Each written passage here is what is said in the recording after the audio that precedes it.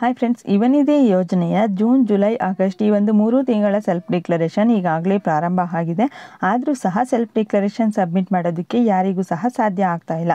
ಹಾಗಾದರೆ ಇದಕ್ಕೆ ಸೊಲ್ಯೂಷನ್ ಏನು? ಯಾಕೆ ಸೆಲ್ಫ್ ಡಿಕ್ಲರೇಷನಲ್ಲಿ ಈ ರೀತಿ ಪ್ರಾಬ್ಲಮ್ ಫೇಸ್ ಆಗ್ತಾ ಇದೆ? ಯಾವಾಗ ಇದು ಕ್ಲಿಯರ್ ಆಗುತ್ತೆ? ಹಾಗೆ ನೆಕ್ಸ್ಟ್ ಬಂದು ಇನ್ನೂ ತುಂಬ ಜನಕ್ಕೆ ಮೇ ತಿಂಗಳ ಅಮೌಂಟು ಕ್ರೆಡಿಟ್ ಆಗೇ ಇಲ್ಲ. ಹಾಗಾದರೆ ಅಂಥವರಿಗೆಲ್ಲ ಯಾವಾಗ ಮೇ ತಿಂಗಳ ಹಣ ಬರುತ್ತೆ? ಹಾಗೆ ನೆಕ್ಸ್ಟ್ ಬಂದು ಇನ್ನೂ ಸ್ವಲ್ಪ ಜನ ಕೌಶಲ್ಕರ್ಗೆ ಕಂಪಲ್ಸರಿ ರಿಜಿಸ್ಟರ್ ಆಗಲೇಬೇಕಾ? ಹಾಗೆ ಇನ್ನೂ ತುಂಬ ಜನ ಈಗಾಗಲೇ ರಿಜಿಸ್ಟರ್ ಆಗಿದ್ದೀವಿ, ಮತ್ತೆ ರಿಜಿಸ್ಟರ್ ಆಗಬೇಕಾ? ಯಾವ ರೀತಿ ರಿಜಿಸ್ಟರ್ ಆಗಬೇಕು? ಈಗಾಗಲೇ ರಿಜಿಸ್ಟರ್ಡ್ ಅಂತ ತೋರಿಸ್ತಾ ಇದೆ. ಹಾಗಾದರೆ ನಾವೇನು ಮಾಡಬೇಕು ಅಂತ ತುಂಬ ಜನ ಕಮೆಂಟ್ ಮಾಡ್ತಾ ಇದ್ದೀರಾ. ಈ ಎಲ್ಲ ಡೌಟ್ಸ್ಗಳ ಬಗ್ಗೆ ನಾನು ಈ ವಿಡಿಯೋ ಮೂಲಕ ಕಂಪ್ಲೀಟ್ ಇನ್ಫಾರ್ಮೇಷನನ್ನು ತಿಳಿಸ್ತಾ ಹೋಗ್ತೀನಿ. ವಿಡಿಯೋನ ಎಲ್ಲೂ ಸ್ಕಿಪ್ ಮಾಡಿದೆ ಎಂಡ್ವರೆಗೂ ನೋಡಿ.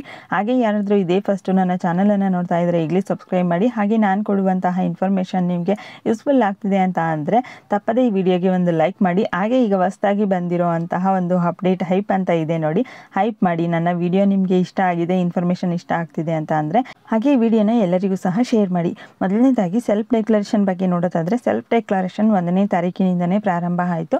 ಆದರೆ ಇಲ್ಲಿ ಈಗಾಗಲೇ ಪ್ರಾರಂಭ ಆಗಿದರೂ ಸಹ ಇನ್ನೂ ಒಬ್ಬರಿಗೂ ಸಹ ಸೆಲ್ಫ್ ಡಿಕ್ಲರೇಷನ್ ಸಬ್ಮಿಟ್ ಮಾಡೋದಕ್ಕೆ ಆಗ್ತಾ ಇಲ್ಲ.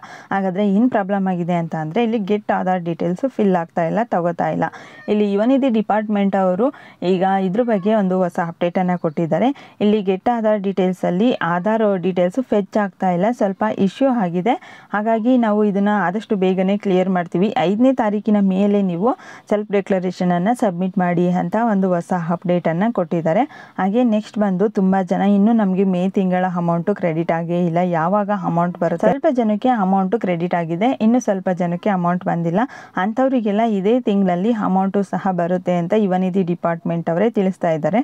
ನೆಕ್ಸ್ಟು ಹಾಗೆ ಈಗಾಗಲೇ ಜೂನ್ ಹಾಗೂ ಜುಲೈ ತಿಂಗಳ ಸ್ಟೇಟಸ್ಸು ಸಹ ಅಪ್ಡೇಟ್ ಆಗಿದೆ. ಹಾಗಾದರೆ ಅಮೌಂಟು ಯಾವಾಗ ಬರುತ್ತೆ ಅಂತ ನೋಡೋದಾದರೆ ಇದು ನೀವು ಈಗ ಸೆಲ್ಫ್ ಡಿಕ್ಲರೇಷನ್ ಏನು ಸಬ್ಮಿಟ್ ಮಾಡ್ತೀರಾ ಆಗಸ್ಟ್ ತಿಂಗಳಲ್ಲಿ, ಈ ಒಂದು ಆಗಸ್ಟ್ ತಿಂಗಳಲ್ಲಿ ಸೆಲ್ಫ್ ಡಿಕ್ಲರೇಷನ್ ಕಂಪ್ಲೀಟ್ ಆದ ನಂತರ ನೆಕ್ಸ್ಟ್ ಮಂತ್ ನಿಮಗೆ ಸೆಪ್ಟೆಂಬರಲ್ಲಿ 3 ತಿಂಗಳ ಅಮೌಂಟು ಕ್ರೆಡಿಟ್ ಆಗುತ್ತೆ.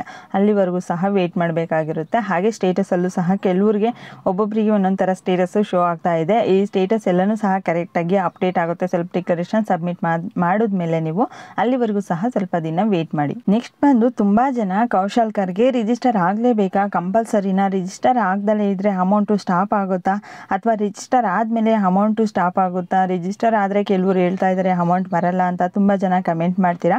ಇದ್ರ ಬಗ್ಗೆ ಯುವನಿಧಿ ಡಿಪಾರ್ಟ್ಮೆಂಟ್ ಅವರು ಏನೊಂದು ಅಪ್ಡೇಟನ್ನು ಕೊಟ್ಟಿದ್ದಾರೆ ಅದನ್ನು ಮಾತ್ರ ನಾವು ಇನ್ಫಾರ್ಮೇಷನ್ ಕೊಡೋದಕ್ಕಾಗುತ್ತೆ.